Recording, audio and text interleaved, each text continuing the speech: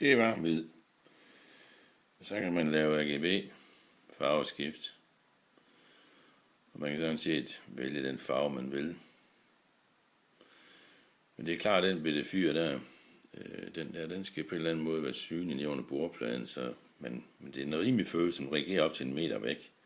Den her bitte fjernting, ja.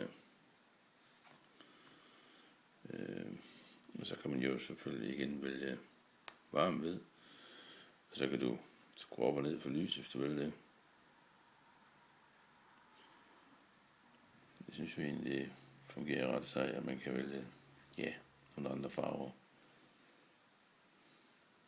ved at trykke direkte på den bitte fjernbetjening.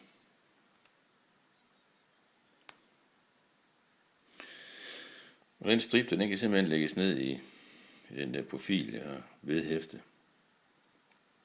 Og så skal der en strømforsyning i den bitte boks her. Den følger med, det er sådan en plug and play, man lige sætter stik i.